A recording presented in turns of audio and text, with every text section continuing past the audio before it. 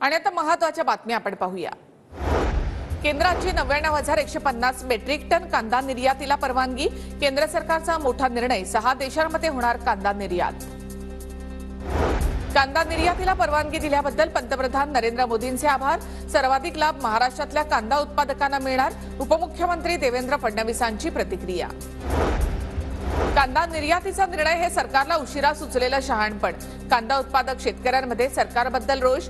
शेतकरी नेते रविकांत तुपकर यांची प्रतिक्रिया।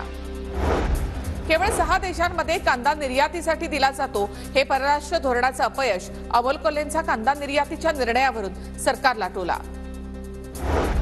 भोरमधील सभेमध्ये अजित पवारांकडून सुप्रिया सुळेंची नक्कल। मी शब्दाचा पक्का, इतरांसारखं खोटं बोलत नाही। सुप्रिया सुळेंची नक्कल करत अजित पवारांची खोचक टीका।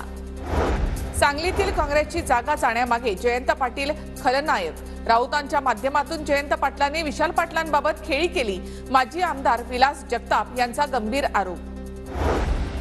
शिवसंग्राम लोकसभा निवडणुकीमध्ये तटस्थ राहणार। विधानसभेच्या 12 जागा लढवणार। प्रदेशाध्यक्ष तानाजी शिंदे यांची माहिती।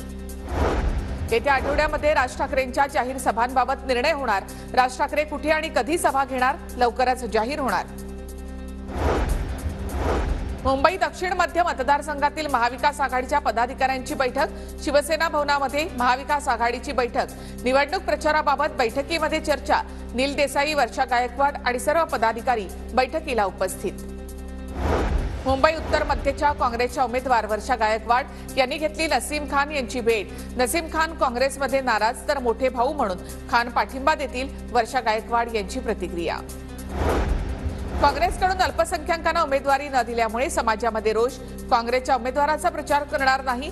वर्षा गायकवाडांच्या भेटीनंतरही नसीम खान ठाम। नसीम खान यांच्याकडून काँग्रेसच्या स्टार प्रचारक पदाचा राजीनामा। अल्पसंख्याकांना उमेदवारी न दिल्यामुळे नसीम खान काँग्रेसवर नाराज। एमआयएम कडून नसीम खान यांना लोकसभेची ऑफर। रावेर महायुतीच्या उमेदवार रक्षा खडसेंच्या अर्जावर अपक्ष उमेदवाराकडून हरकत। गौण खनिज प्रकरणामधील दंडाचा उमेदवारी अर्जामध्ये उल्लेख नसल्याचा आरोप। खडसेंचा अर्ज रद्द करण्याची मागणी। हातकणंगलेमधून बच्चू कडू महायुतीच्या उमेदवाराच्या विरोधात दंड थोपटणार। राजू शेट्टींना निवडून आणण्यासाठी सर्व प्रयत्न करणार। आमचं नातं शेतकऱ्याशी जोडलेलं आहे, कडूंची भूमिका। ठाकरे गटाची याचिका निवडणूक आयोगाने फेटाळली। प्रचार गीतामधील जय भवानी आणि हिंदू शब्दावरील बंदी कायम। ठाकरे गटाच्या भूमिकेकडे लक्ष। रत्नागिरीमध्ये उद्या उद्धव ठाकरे यांची विनायक राऊतांच्या प्रचारासाठी सभा। ठाकरे गटाकडून सभेची जय्यत तयारी सुरू।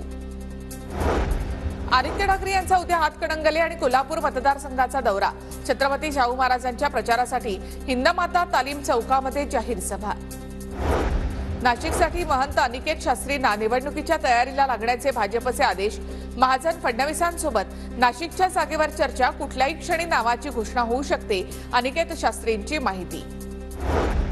अनिकेत शास्त्री कोणाचंही नाव घेऊ शकतात। पंतप्रधानांनी फॉर्म घ्यायला सांगितला असंही कोणी बोलेल। महायुतीमध्ये असं कसं होणार? अनिकेत शास्त्रींच्या दाव्यावर प्रवीण दरेकर यांची प्रतिक्रिया। शिंदे गटाच्या अजय बोरस्ते यांनी नाशिकमध्ये शांतिगिरी महाराजांची भेट घेतली।